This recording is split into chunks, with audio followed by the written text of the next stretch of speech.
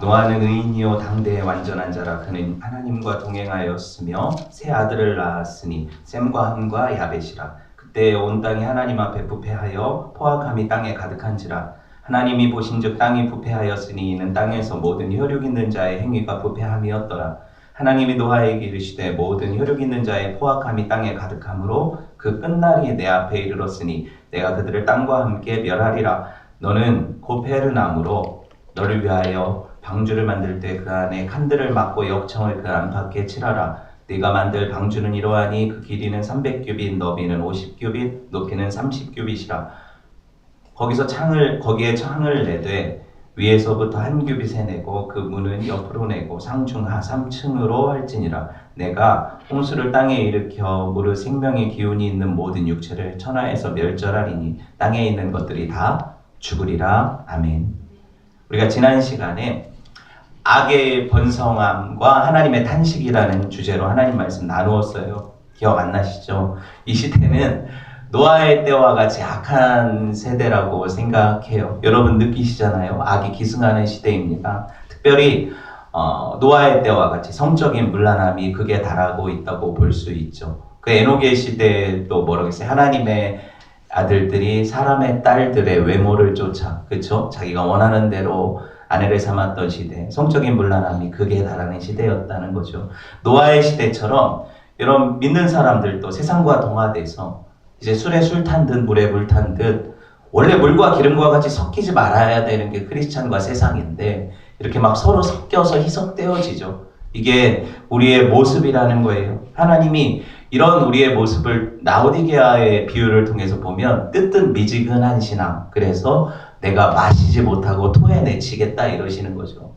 우리 모습이 그렇다고 볼 수 있어요. 이 시대의 크리스찬들의 모습이 전형이라는 거죠, 그게. 여러분, 하나님은 노아의 시대를 향해서 심판을 선언하셨죠. 그리고 실제로 그 심판이 이루어진 게 뭐예요? 홍수잖아요. 홍수로 지상의 모든 것들을 쓸어버리셨잖아요.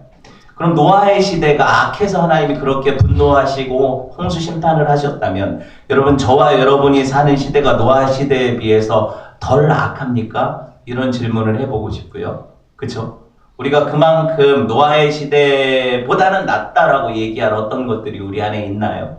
우리 신앙이 노아의 신앙보다 나아서 하나님을 인정할 만한가요? 이런 것들도 한번 우리가 생각해 보면 좋겠어요. 베드로 전서인가요? 보면 앞으로는 그 홍수 심판이 아니라 뭐예요? 불심판이 일어난다고 해요. 세대주의자들은 이 불심판을 핵으로 비유했었죠. 이미 우리가 수십 년 전에 이 말씀을 들어봤을 거예요. 그들은 이 성경에 나타난 이 불심판이 바로 핵심판이다. 그러면 이 시대에 우리한테 적용하면 뭐예요? 북한에서 핵을 쏴서 진짜 12월 18일에 우리가 죽을 수도 있는 겁니까? 일본은 그렇게 뉴스 방송을 했다며. 미국이 핵을 18일에 북한을 공격하겠다고 얘기했다, 뭐 이렇게 얘기를 하잖아요. 그럼 저는 어떻게 생각하냐? 제 입장은 어떠냐? 하나님의 말씀은 그때와 그 시대를 알지 못해. 우리는 알 수 없어요. 김정은이 그렇게 해서 공격할 수도 있겠죠. 근데 그거는 우리가 알 수 있는 차원의 얘기는 아니라는 거죠. 그리고 또 한 가지는 뭐냐면 하나님의 심판에 대해서 우리가 생각할 때 그렇게 어떤 날짜나 어떤 방식이나 이런 것들을 가지고 성경을 풀어서는 안 돼요. 아시겠어요? 계시록에 보면 쑥이라는 게 나와요. 뭐 떨어진 쑥이 어느 그 지역을 완전히 오염시켜서 지상의 3분의 1이 멸절되고 막 이런 얘기 나왔거든요. 근데 세대주의자들이 이걸 어떻게 해석했어요? 예전에 휴거 얘기하고 이럴 때 그 쑥이 소련의 체르노빌 원자력 발전소의 그 원자 유출로 인해서 사람들이 죽고, 이게 쑥이다. 왜 쑥이냐? 체르노빌이 소련어로 쑥이라는 거래요. 되게 신기하죠? 이런 방식으로 맞추잖아요. 왜 666이냐? 컴퓨터 숫자 C 그리고 알파벳의 그 순서가 있지 않습니까? 그거를 이렇게 계산을 해보니까 666이 컴퓨터라는 거죠. 그리고 또 뭐라고 얘기를 해요? 바코드 들어보셨죠? 바코드는 6으로 되어 있잖아요. 아시죠? 여러분들. 그런 식으로 해서 이 바코드가 666이다. 그럼 우리가 과자 사 먹는데도 다 바코드 지켜야 되는데, 그럼 666 짐승의 숫자를 받았죠, 다 우리가. 이런 방식으로 성경을 해석하면 안 된다는 얘기하는 거예요. 이게 신천지나 성경을 이단적으로 해석하는 사람들의 특징인 거예요. 이해되셨죠? 조심해야 돼요. 그리고 그런 이상한 얘기를 들으면 저한테 오세요. 이 부분을 해석을 해드릴게요. 말도 안 되는 얘기죠. 그런 식으로 따지면 우리도 다 베리칩 받아야 돼요. 네. 중요한 건 뭐예요? 하나님께서 이 시대를 향해서 악하다 보신다는 거죠. 그리고 분명히 하나님의 심판이 유예가 되어 있지만 하나님이 심판하셔도 이상하지 않을 세대라는 거죠. 이 얘기하는 거예요.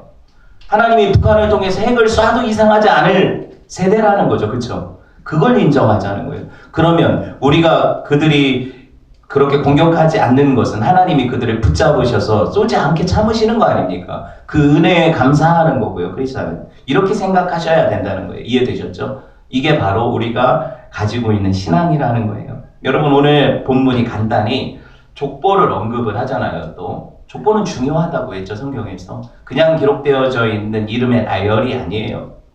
노아에 대해서 이야기할 때 9절 한번 봅시다. 이것은 노아의 족보니라. 같이 읽어요. 노아는 의인이요 당대의 완전한 자라. 그는 하나님과 동행하였습니다. 그가 하나님과 동행한 것에 대해서 그를 평가할 때 그는 완전한 자고 그는 의인이다. 이런 평가를 내리고 있다는 거죠. 여러분 상대적인 의를 가지고 내가 쟤보다 나아, 이게 상대평가거든요. 맞죠? 얘보다 얘가 나은 거. 그런데 이런 상대적인 의의를 가지고 평가하지 않으세요. 하나님이. 절대평가죠. 하나님의 평가는 모든 사람들에게 절대평가예요. 뭐예요? 하나님과 같은 의가 아니면 하나님이 인정하지 않는 의예요. 그런데 우리 수준에서 노력을 통해서 하나님께 인정받을 의를 쌓을 사람이 여기 있냐는 거죠. 아니죠. 노아도 마찬가지라는 거예요. 노아가 그 시대 사람들보다는 분명히 인격적으로 훌륭했을 거고 더 거룩했을 거고 더 죄가 없었을 거예요. 하나님 보실 때에도. 그렇죠. 그치만 그게 완전한 의는 아니었다는 거예요. 이런 얘기를 하고 싶어요. 모든 성도들이 이 시대에 믿지 않는 사람들보다 더 거룩해야죠. 맞죠? 죄를 짓지 말아야죠. 성도들이. 그리고 더 윤리적이어야 돼요. 최선을 다해서 사회와 국가와 법질서도 지키고 정의를 실현하고 어려운 사람들을 도와주고 이게 성도여야 하죠. 그죠? 근데 내가 그렇게 살아요? 라고 생각해 보면 숨막히지 않아요? 그것이 나의 평가고 하나님이 나의 의를 말씀하시는 그런 어떤 기준이라면 저와 여러분은 질식할 거예요. 아, 나는 그렇지 않은데 난 빌 게이츠보다 더 사회에 환원한 것도 없고 막 남들 욕하지만 나는 그들이 하는 것보다 보이지 않는 죄들이 있고. 그쵸? 이런 것들을 통해서는 절대로 하나님이 의인이다 라고 인정하지 않아요. 이거 여러분이 분명히 아셔야 돼요. 제가 설교를 통해서 항상 일맥상통하게 얘기하는 게 뭐예요? 하나님이 인정하시는 의는 하나님이 주시는 의예요. 이게 선택인 거고요. 그래서 노아는 뭐예요? 하나님이 택하신 자라는 거죠. 하나님이 그에게 은혜로 값없이 의로움을 주셨다는 거예요. 그래서 노아가 내가 열심히 이 세상과 구별되어 살아야지가 아니라 은혜 받은 심령이 되니까 하나님 말씀 따라 살 수 있는 능력이 거기서 나타나는 거예요. 우리 그렇지 않습니까? 은혜 하나님 주실 때는 어때요? 내가 구별된 것 같이 느껴지죠?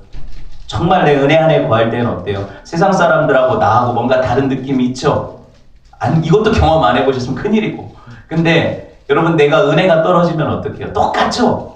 세상 사람들하고 내가 뭐가 차이가 있어요? 지옥 옆에 천국 문이 있겠죠? 이쪽 내가 잘못해서 이쪽 문 열고 들어갈 수도 있을 그런 입장으로 느껴지지 않을 그렇게 느껴질 거예요. 스스로가 정직하다면. 그렇죠?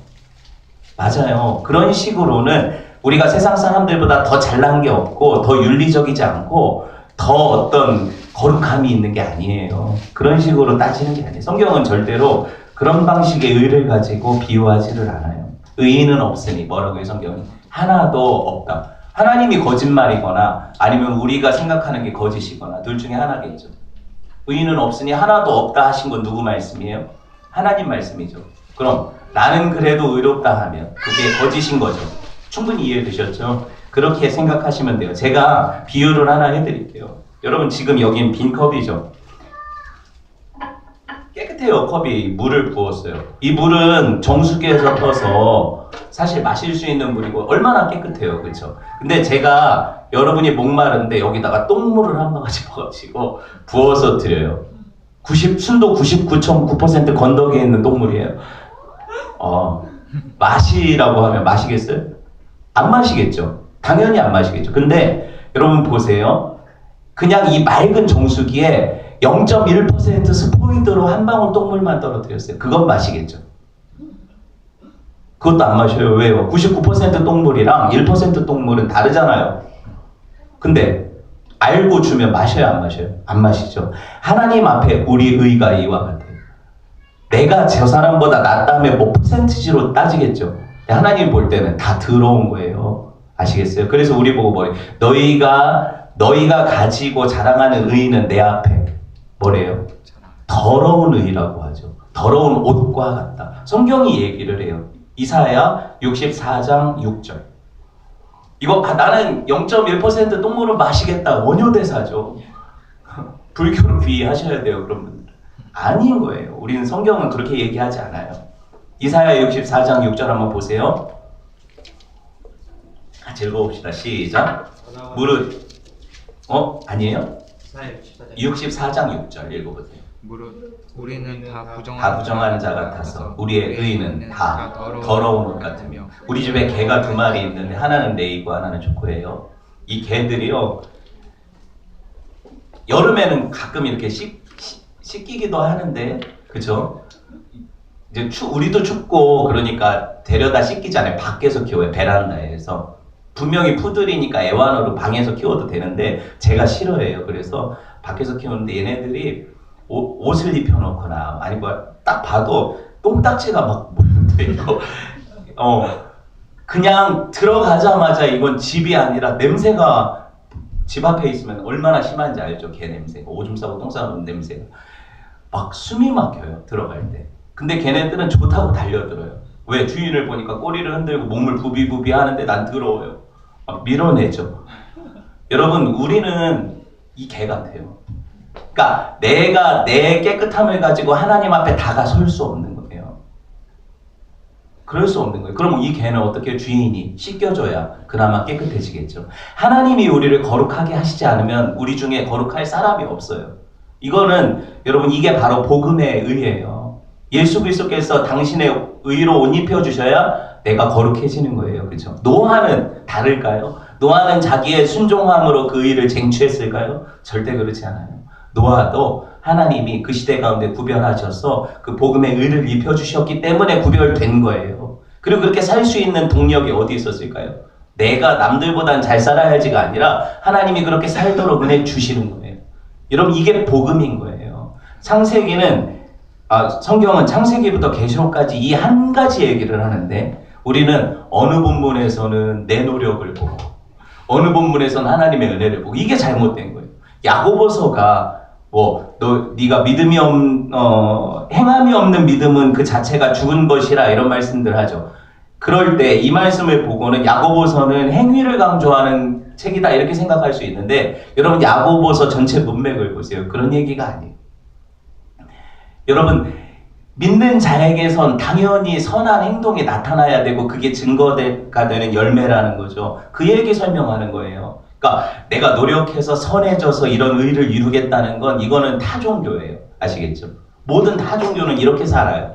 그들이 착하게 살 수 있어요, 우리보다. 훨씬 거룩이라는 표현은 그렇고, 깨끗하고 선하고 도덕적으로 인정받는 삶을 사는 그 타종교인들 많아요. 그런 식으로 비교할 수는 없어요. 충분히 이해되셨죠? 이렇게 보면 돼요. 그래서 하나님 앞에 우리는요, 도찐 개찐이에요. 너나 쟤나 우리가 서로 내가 그래도 너보다는 하나님 앞에 더 이렇게 좀 이쁨 받을 짓 하지 않았냐 이러면은 누워서 침 뱉고 지 얼굴에 묻는 거죠. 그럴 수밖에 없는 거예요. 다시 본론으로 돌아와서, 여기서 의는 그럼 뭐냐? 상대적인 의가 아니라 절대적인 의다. 이 의는 누가 주시는 거다? 하나님이 주시는 의다. 이걸 전가된 의라고 불러요. 받은 거예요, 내가. 그냥 주신 거예요. 노아는 하나님으로부터 이 의를 받았어요. 그래서 그렇게 살 수 있는 동력이 생겼어요. 여러분, 이게 성경이 계속 자증하는 거예요. 우리가 지난 시간에 본 8절 읽어봅시다. 시작. 그러나 노아는 여호와께 은혜를 입었더라. 여기 증거가 있죠. 노아가 은혜 입어서 이렇게 사는 거예요. 은혜가 사전적인 정의가 뭐예요? 받을 자격 없는 자에게 거저 주시는 하나님의 호의 선물 이랬죠. 그렇죠? 어떤 자격이 있어서 받는 것은 은혜가 아니에요. 내가 이렇게 노력해서 그 수당을 받는 거죠. 그죠? 은혜는 그거 받을 자격이 없는 인간한테 주시는 거예요. 그냥. 그러면 그 받은 사람은 은혜를 아는 거죠. 우리는 내가 알바 열심히 일해놓고 시급을 받으면 은혜라고 하지 않죠. 근데 아무것도 안 했는데 나한테 그냥 주셨어요. 이건 은혜죠. 이렇게 생각해 볼 수 있어요. 하나님 앞에 우리가 받은 선물, 이게 은혜인데 이 은혜는 신약에 와서 나타난 게 아니에요. 예수 그리스도가 오시고 십자가 지신 이후부터는 은혜다, 이게 아니에요. 구약에서부터 은혜가 시작이 되었고 은혜가 설명이 되어져서 완전하게 나타난 은혜가 바로 십자가죠. 이렇게 보시면 돼요. 여러분, 어떤 사람이라도 예수님 없이 은혜 받을 수가 없어요. 어떤 사람들은 내가 태어나면서부터 우리 부모님은, 그러니까 지파를 자랑하는 거죠. 난 히브리인 중에 히브리인이요, 베냐민 지파에 뭐 이렇다. 뭐예요? 우리 부모님은 뭐 4대가 할아버지 증조부 때부터 예수를 믿었고, 그리고 뭐 그래요. 신앙의 박해를 피해서 평양에서 피난 온 피난민 1세대고, 그리고 뭐 교회를 몇 개를 개척하셨고, 이런 얘기 하는 거 들어보셨어요? 간증이나 이런 거 할 때. 훌륭한 얘기죠. 그거를 비판하는 게 아니라 중요한 게 뭐냐면, 그게 여러분 그들의 자격은 아닌 거예요. 모태신앙, 저도 모태신앙이에요. 3대째 예수 믿어요. 그게 뭐 제 자격이에요? 하나님께서 은혜 주셔서 내가 그 가정에 태어난 거지, 나는 저 믿는 가정에 태어났으면 좋겠다 해서 태어난 거 없죠. 그런 거 아니라는 거죠. 여러분, 그러면 그 믿지 않는, 아무도 안 믿는 집에서 나 홀로 믿는 건 얼마나 큰 은혜예요. 환경 자체가 믿을 수 없는데 예수님을 어떻게 만났어요. 그래서 예수님을 믿었어요. 이게 얼마나 큰 은혜예요. 그 모태솔로죠, 진짜. 진짜 하나님의 은혜가 커요. 이렇게 생각해 볼 수 있다는 거예요. 주변에 믿음의 형제 자매들이 신앙생활 하다 떠나가는 걸 보게 되죠. 왜냐하면 세상에 이게 동화되고 흘러가는 거예요. 왜 그러냐? 자기 힘으로 신앙생활 한다고 하는 모든 사람들은 그게 어느 역치값이 되면 더 이상 힘이 들어가지 않아요. 안 돼요. 흘러가요, 그냥. 하나님이 붙잡으셔야 안 흘러가는 거예요. 이해되셨어요? 그러니까 내가 지금 여기 예배 나온 게 아니에요. 하나님이 여러분을 잡아다 여기다 앉혀놓으신 거예요. 그 은혜를 알아야 우리가 비로소 예배자의 마음이 되는 거죠. 제가 여기 서 있는 게 제가 신학을 몇 년을 공부했고 뭐 대학원을 몇 개 다 쓸데없는 얘기고, 하나님께서 은혜 주셔서 제일 목사 안 하면 성경 안 읽을 놈. 네. 목사 안 시키면 주일에 놀러 갈 사람을 여기다 세우는 거예요. 그러니까 여러분이 어쩔 수가 없어요. 나는 어쩔 수 없이 성경 봐야 되고, 어쩔 수 없이 기도해야 되고, 어쩔 수 없이 여기 와서 설교해야 되니까 와야 돼요. 이걸 하나님 매시는 거예요. 이게 은혜라는 거예요. 아시겠죠? 속박이 아니라 이게 은혜라는 거예요. 저와 여러분이 갖는 은혜예요. 여러분, 우리 주변에 가장 많으면서 우리로 하여금 가장 큰 시험에 빠지게 하는 사람들은 크리스찬 아닙니까? 그렇죠? 안 믿는 사람들이 별 소리를 다 해도 쟤네들 모르니까 이러고 그냥 넘어가잖아요. 근데 꼭 믿는 사람들이 주변에서 나를 힘들게 하는 거 아니에요? 그렇죠? 나도 믿어, 뭐 어때? 너 그렇게 유난 떨고 신앙생활 하지 마. 그렇죠? 힘들어요, 마음이. 그리고 다 믿는 사람들이 이상하게 성경과 위배되는 일들을 막 하면서도 아무런 양심의 가책도 없이 이게 다수결이 맞다, 이렇게 하자 이러면서 하나님의 뜻을 거스르고, 그렇죠? 얼마나 이 시대가 그렇습니까? 이 시대가 그래요. 청년들을 가르칠 때, 제가 청년 사역을 할 때 제일 많이 받는 질문이 그 술에 대한 얘기인데, 그 음식이에요. 이해되셨어요? 음식이니까 이건 아디아포라의 문제예요. 이래도 되고 저래도 돼요. 먹어도 되고 안 먹어도 돼요. 별로 중요한 얘기 아니에요. 근데 거기에 목숨을 걸고 거기 신앙생활에 모든 초점을 맞추는 것 자체가 우스운 거죠. 그리고 여러분, 그럼 술은 어떻게 해야 되느냐? 음식인데 이 술이 나로 하여금 하나님을 섬기고 거룩하게 생활을 유지하는데 불편한 것을 주면 그건 끊어야죠. 이해되셨어요? 그 단계까지 가서 내가 내 자신을 제어 못하고 술을 먹고 2차를 가서 내 정욕을 제어하지 못할 정도가 되면 끊어야죠. 그죠?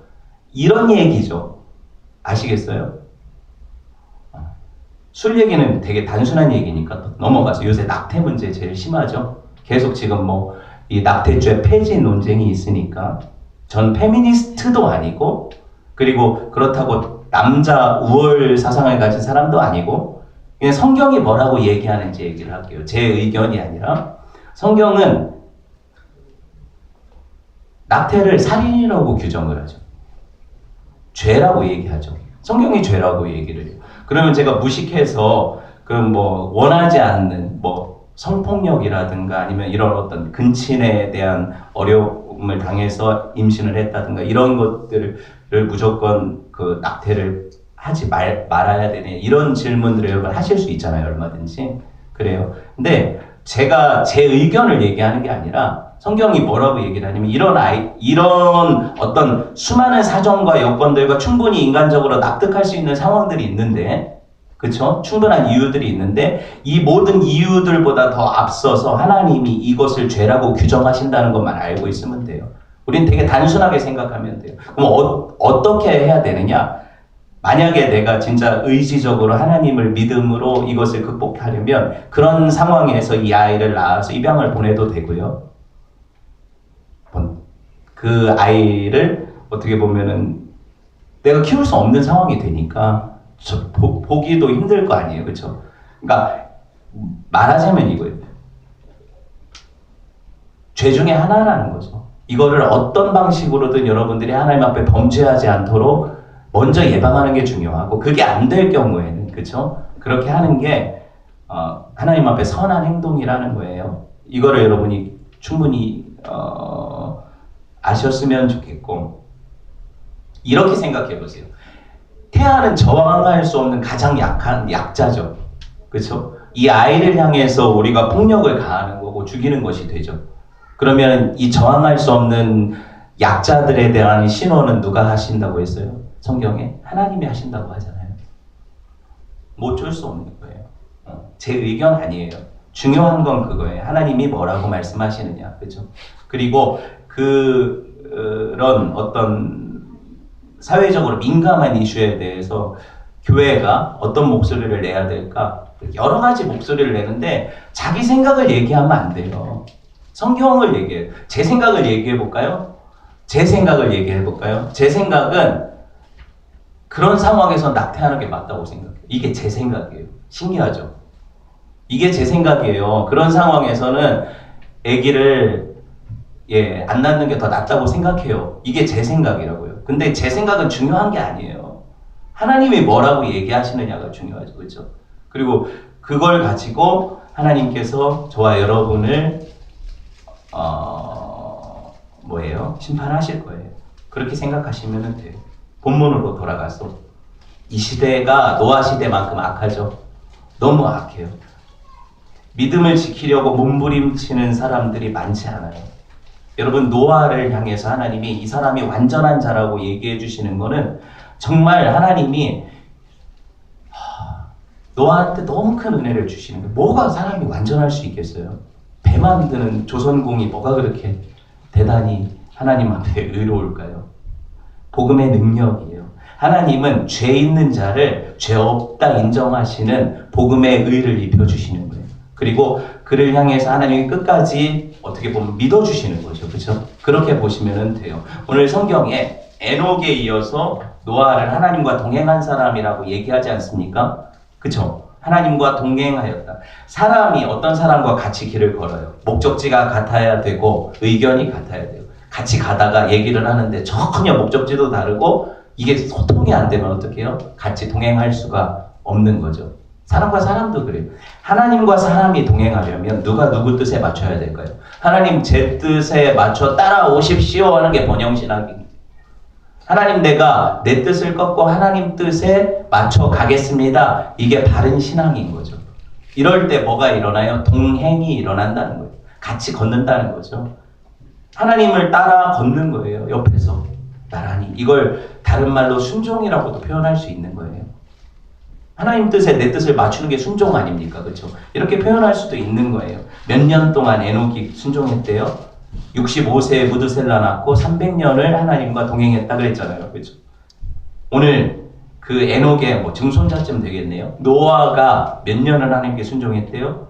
홍수 심판이 그 이후 100년 이후에 일어나니까 100여 년 동안 진짜 방주 지면서 하나님과 동행했다는 거죠.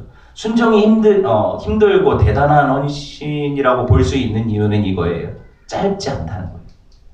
그냥 우리가 총동원주일 한 주 열심히 이번 주에 특별 새벽 예배를 할 테니까 매일 와서 새벽 6시에 모여서 기도합시다 하면 한 주 여러분 할 수 있겠죠. 이삭 빼고 다 할 거 아니에요. 할 수 있을 거예요. 그런데 여러분 그걸 가지고 동행이라고 하지 않아요. 장기간인 거예요. 단거리가 아니에요. 그러니까 여러분 실족하고 넘어지는 거죠. 한 10년 신앙생활 했는데 끝이 아닌 거예요.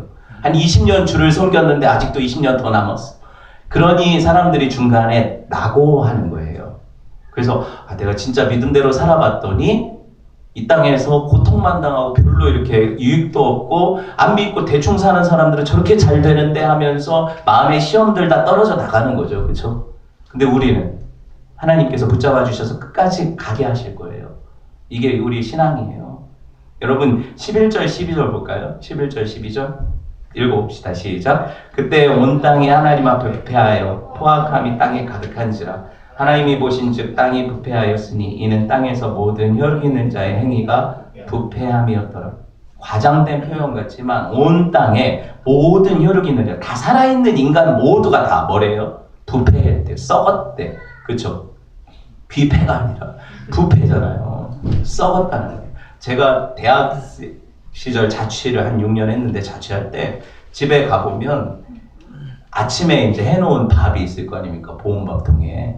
그쵸? 문을 열어놓고 갔는데 여름에는 저녁 돼서 들어가서 먹으려고 하면 반은 밥이 내가 토핑을 올린 것도 아닌데 파랗게 뭐가 이렇게 올라와. 이제 토핑을 누가 해놓고 갔 곰팡이죠?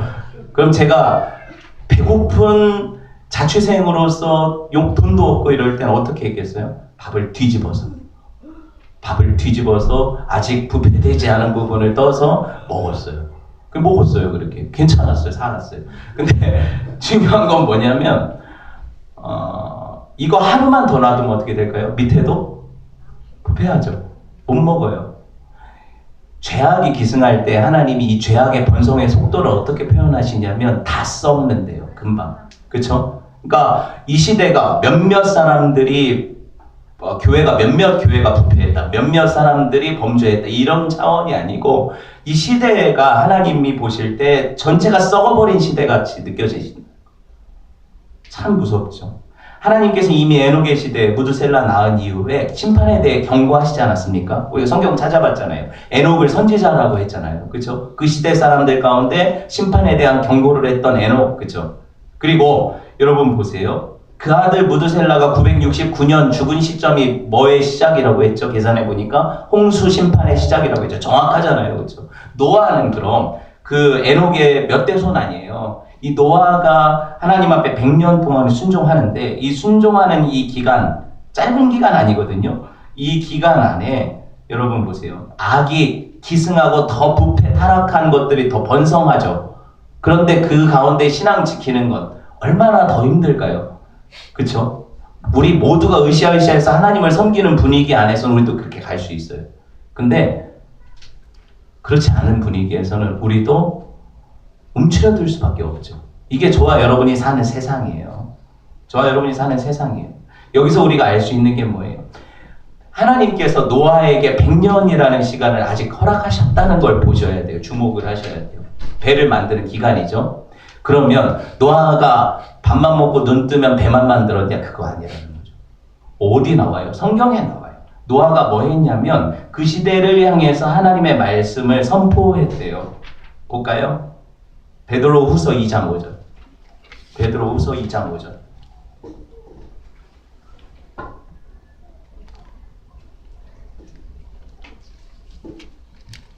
읽어봅시다. 시작. 네, 읽어보세요. 옛 세상을 용서하지 아니하시고 오직 의를 전파하는 노아와 그 7 식구를 보존하시고 경건하지 아니한 자들의 세상에 홍수를 내리셨으며. 홍수에 대한 사건 맞고 노아 얘기 맞죠? 근데 여기서 노아를 향해서 뭐라고 해요? 오직 의를 전파하는 노아. 노아가 배만 만든 게 아니라 배를 만들면서 내가 왜 배 만드는지 아냐. 사람들이 물어볼 거 아닙니까? 야, 마른 하늘에 비 한 방울 안 내리는데 그것도 산 꼭대기에다가 보통 배는 해안에만 들어요. 조선소가 다 해안에 있지 산에 있습니까?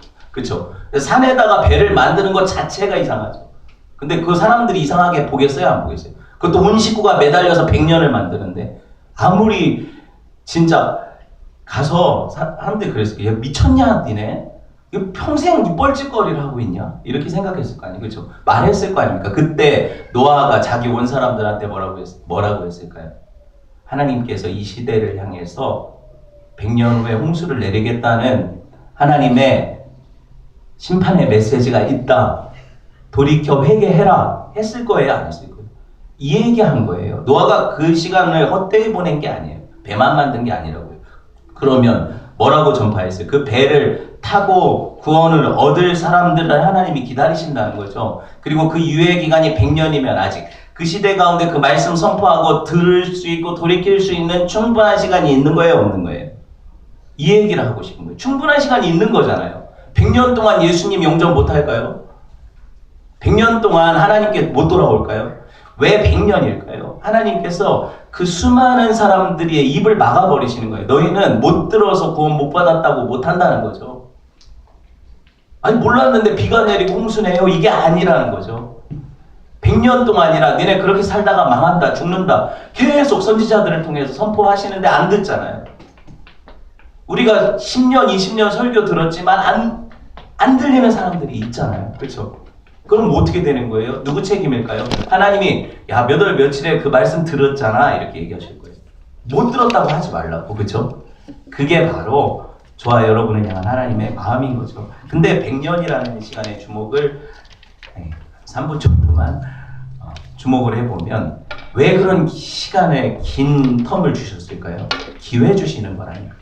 하나님 아버지의 마음을 알면 돼요. 그냥 야 10초 후에 문 닫고 비 내리고 방주가 탄 사람만 살고 나머지 다 죽어 선착순이야 이렇게 했다면 수많은 사람들이 억울하고 원망했을 거죠. 그런데 그게 아니라 100년이라는 기간을 주셔서 니네도 예비해라. 그쵸? 노아가 뭐 하는지 보고 따라해라. 그쵸? 그 시간 주신 거고 그거 안 하면 핑계댈 수가 없죠. 이게 바로 저와 여러분이 이 시대 가운데 시대적 사명으로 내가 믿는 바를 보이고 믿지 않는 사람들이 나를 통해서 내가 뭘 믿고 뭘 어떻게 살아가는지를 보게 하는 거예요. 그게 복음 전파인 거예요. 사형리 들고 다니는 것만 복음 전파가 아닌 거죠. 중요한 게 이거예요. 그래서 여러분 보세요. 노아가 배를 만들기 시작한 시점을 계산을 해보면은요. 그 인생의 딱 중반기예요. 500살쯤이니까 배 만들기 시작한 시점이. 그리고 100년 후에 650세대 될 때인가? 그때 오니까 그러면 500 몇 살? 하여튼 550살 뭐 이럴 때부터 배를 만들었어요. 그리고 노아가 900 몇십 살까지 살았으니까 인생의 중반기가 맞죠. 100년이라는 우리 인생으로 보면 우리 인생의 중반기는 4, 50이 될 거고 여기 중반기에 접어든 사람도 있고 지나간 사람은 없고 여기 보니까 이제 들어오려고 하는 사람들이 있고 아직 먼 사람들이 있지만 중요한 건 뭐예요? 하나님이 가장 중요한 시기에 우리를 부르시고 이 시기에 우리 가장 어떤 왕성한 체력과 왕성한 정신력과 지력과 이 모든 것들을 통해서 누굴 섬기기 원하세요?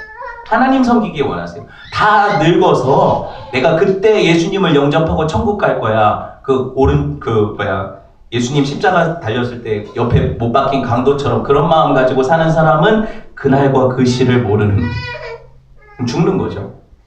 그렇게 살 수가 없어요. 13절 말씀 봅시다. 시작. 하나님이 노아에게 이르시되 모든 혈육 있는 자의 포악함이 땅에 가득함으로 그 끝날이 내 앞에 이르렀으니 내가 그들을 땅과 함께 멸하리라.